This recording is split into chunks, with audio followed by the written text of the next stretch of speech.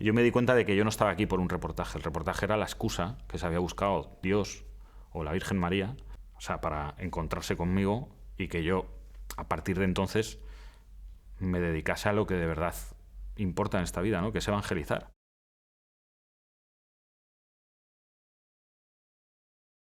En el año 2006 yo trabajaba en un periódico en Madrid y, bueno, pues mis jefes oyen hablar de algo de Medjugorje. Tampoco sabían muy bien qué era en realidad, porque me acuerdo que lo que el presidente de la empresa nos dijo es hay un sitio en Yugoslavia en el que se ha aparecido Juan Pablo II, que ya había fallecido un año antes, ¿no? Y entonces, pues sin tener mucha idea de nada,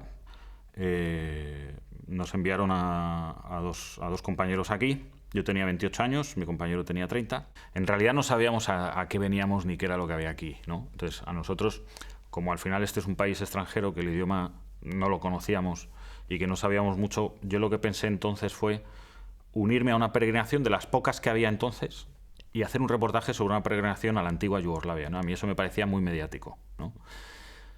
Unos días antes de nuestro viaje nos enteramos de que de los 7 días de aquel viaje, 3 días y medio íbamos a estar en un retiro espiritual en otro pueblo de Bosnia, que no era Medjugorje, con un fraile croata.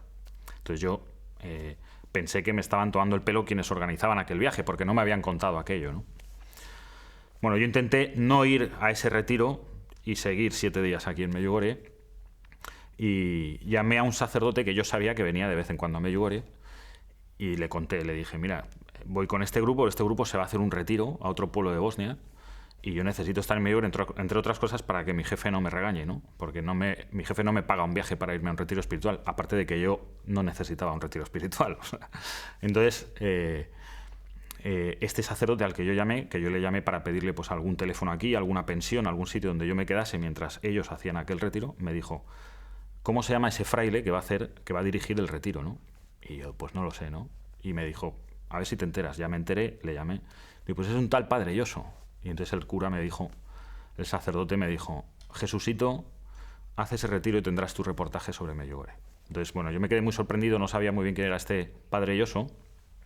Pero bueno, fuimos allí y primer día en Medjugorje, pues, subimos al Monte Podro, hicimos unas cuantas fotos y el domingo por la noche nos fuimos a Siroki Briek a conocer a este tal Padre Lloso, que con un grupo de 64 personas éramos en total.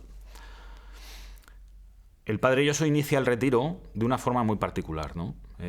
Éramos 64 personas y nos pide que uno por uno con un micrófono nos presentemos, digamos, de dónde venimos y por qué hemos ido a Medjugorje, ¿no? Entonces, pues cogió el micrófono una señora, contó un poco su vida, la siguiente, el micrófono iba avanzando, a mí aquello me parecía eterno. Nosotros estábamos en la última fila, como si aquello no tuviese que ver con nosotros.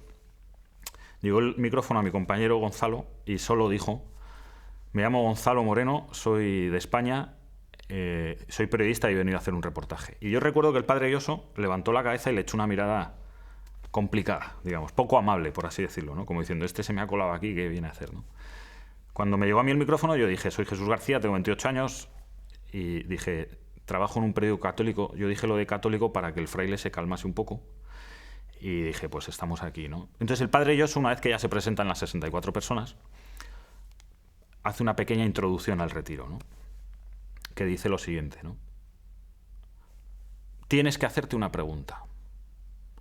No contestes en alto, es una pregunta interior. ¿Tú estás realmente dispuesto a conocer en persona a Jesucristo? ¿Tú estás dispuesto a vivir un encuentro con Jesucristo? Has hecho un largo viaje, te estás gastando tu tiempo, tu dinero, no me conoces a mí, no hablas mi lengua. Esto es importante. ¿Tú estás dispuesto en tu vida a conocer a Jesucristo?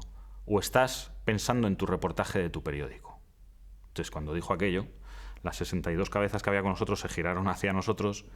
Yo pensé que ese ataque no lo entendía, que qué hombre tan hostil, ¿no? Y ese fue como empezó aquel retiro. Lo que sucede en aquel retiro 3 días y medio después, pues es un poco... Hay que mantener el secreto por compromiso de las personas que habían, ¿no? Pero sí que es verdad que 3 días y medio después que yo he pasado con el Padre Lloso, que al final todo el mundo aquí en Medjugorje sabe quién es, yo siempre digo lo mismo, ¿no? Yo a este hombre, al Padre Lloso, le amo, ¿no? Porque es un poco el instrumento del que se ha servido Dios para que a través de una experiencia en Medjugorje Dios se me revele en el corazón, ¿no? Me acuerdo que en un momento dado nos dice, ¿vosotros vais los domingos a misa? Todo esto entrelazándolo con mensajes sobre la misa y sobre la Eucaristía, mensajes de la Virgen. Y entonces yo me acuerdo que yo pensaba, bueno, pues yo voy a misa los domingos, no siempre, a veces sí, sé que hay que ir, pero... Y pregunto, ¿por qué vais a misa los domingos? Y yo pensé, qué pregunta tan tonta, porque dicen que hay que ir los domingos. Si dijesen que fuésemos los martes, pues sería los martes, ¿no? Y entonces preguntó, cogiendo mensajes de la Virgen, como digo, si vais a misa los domingos, ¿vosotros creéis que en misa lo que dice la Iglesia que sucede, que es que Cristo se hace presente en el pan, que eso sucede de verdad? Y yo me acuerdo que yo pensé, pues yo esto sí que lo creo. Y me di cuenta de que yo tenía una cosa que se llama fe, porque eso es absurdo creer eso, ¿no? Es un indemostrable, es irracional. El sacramento de la Eucaristía es algo irracional, es un misterio. Pero yo pensé, yo creo en esto, no sé por qué. Y entonces el Padre Lloso dijo, si tú crees que Cristo se hace presente en la Eucaristía, entonces ¿por qué vas solo los domingos? Y a mí desde entonces lo que me es difícil es no ir a misa, no ya los domingos, por supuesto, sino los días de la semana. Yo llegué de Medjugorje en aquel primer viaje y imprimí un mapa de mi oficina, de la zona de mi oficina, y marqué con un rotulador todas las iglesias que había cerca. ¿Para qué? Para yo poder seguir viviendo en Medjugorje en Madrid. Yo no tenía Biblia, por ejemplo. Yo nada más volver a Madrid, lo primero que hago es comprarme una Biblia. Yo empecé a descubrir la confesión como algo muy liberador, por mensajes concretos de la Virgen María. Por ejemplo, el rezo del rosario, que para mí era una cosa súper repetitiva. Pues empecé a valorar cómo, contemplando los misterios, los acontecimientos de la vida de Cristo, uno intimaba con Cristo y poco a poco te hacías más amigo, más cercano. Todo eso entrelazado en la experiencia. Eso nace en el retiro con el Padre Lloso, porque es quien lo explica, es quien... A lo mejor yo era muy racional, ¿no? Y necesitaba el testimonio de este hombre, pero es quien traduce los mensajes de la Virgen de Medjugorje al idioma que yo interiormente comprendo, por así decirlo. Lo que sí que es verdad es que no hay una vuelta atrás. O sea, tu vida no puede volver a ser nunca como era antes de aquel viaje, ¿no? De aquel encuentro. Tanto es así que al poco de volver, Gonzalo, el otro compañero que venía conmigo a hacer el reportaje, dejó el periódico y su vida y se fue al seminario. Hoy es sacerdote en una parroquia cerca de Madrid. Cuando yo volví de mi primer viaje a Medjugorje, volvimos los dos, Gonzalo y yo, y volvimos diciendo, esto hay que contarlo. O sea, yo recuerdo estar en el despacho de mi jefe, a lo mejor no gritando, pero hablando fuerte, esto hay que contarlo. Claro, para mi jefe era, ¿pero qué es lo que hay que contar? Y yo decía, que se está apareciendo la Virgen. Entonces, claro, mi jefe, el pobre, se descolocó. Decía, este chico se me ha vuelto loco. He perdido un periodista. Entonces, después de muchas peleas nos dejaron hacer un reportaje de 24 páginas sobre Medjugorje. Pero nos dieron una consigna para la portada. Que esto, sobre todo, la gente que se dedica a prensa lo va a entender muy bien lo difícil que es. Nos dijeron, podéis hacer el reportaje de Medjugorje, pero no puede aparecer la palabra aparición en la portada, ni puede aparecer una imagen de la Virgen María. Para nuestra sorpresa fue un reportaje que se difundió muchísimo, porque bueno, pues la gente lo empezó a pedir, ¿no? Se publicó en el periódico, pero a través luego de internet, de email, de PDF. Lo que sí que se da en ese primer viaje a Medjugorje, después de Medjugorje, es que nace en mí una especie de vocación para dar a conocer Medjugorje. Yo al fin y al cabo tengo unos medios en mis manos, que es usar medios de comunicación, que son unos potentísimos altavoces para que mucha gente se entere de algo, ¿no? Y es verdad que en España, como digo, era bastante desconocido. Y a partir de ahí empiezan, bueno, a animarse la gente desde España para venir, para conocer esto. Pero la primera experiencia es esa, ¿no? La de, o sea, Dios dejó de ser una duda y empezó a ser una certeza, ¿no?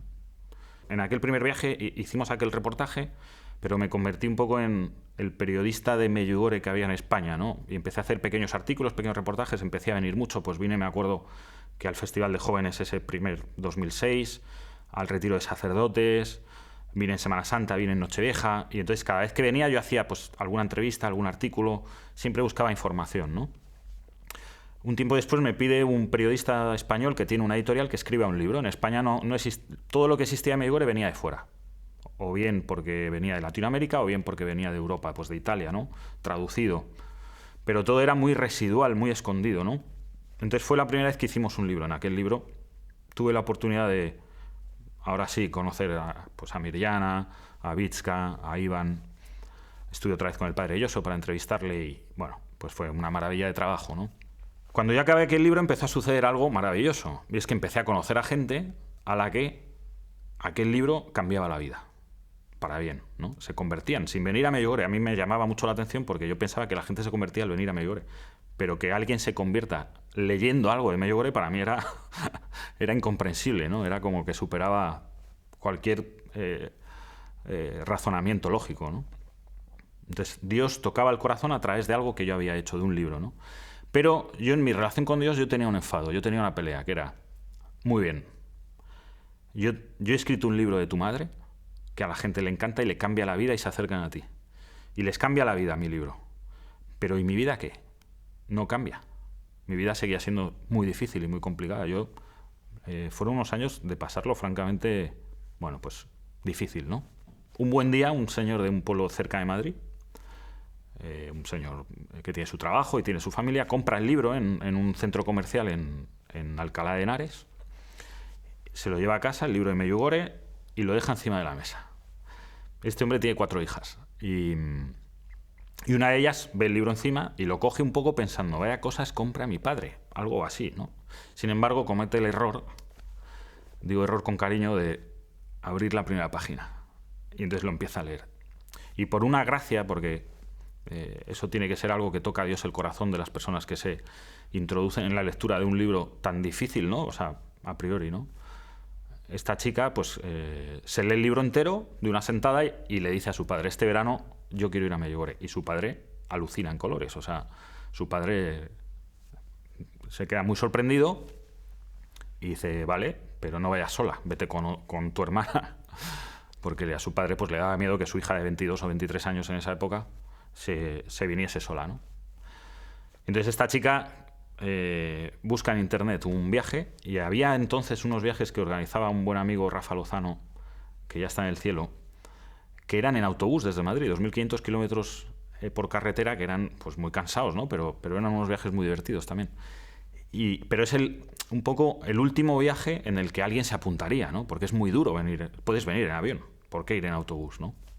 Y esta chica se apunta en ese viaje. Y en ese viaje estaba yo, porque yo ayudaba un poco en la organización a quienes los organizaban. ¿Y qué sucede? Que 3 días de autobús dan para hablar muchísimo y para conocerse, ¿no? Y entonces la gente nos pregunta, ¿y cómo fue ese flechazo? No fue un flechazo, ahí en ese viaje sucedió algo que fue una certeza, ¿no? O sea, a mí el Señor me habló al corazón de que esa chica tenía algo que era algo más que una conocida más, ¿no? Lo que pasa es que como mi situación era irregular, nosotros ese verano no hicimos nada y esperamos a que mi situación se arreglase. Yo tuve un proceso de nulidad matrimonial que salió adelante y entonces ya se concretó en un noviazgo, ¿no?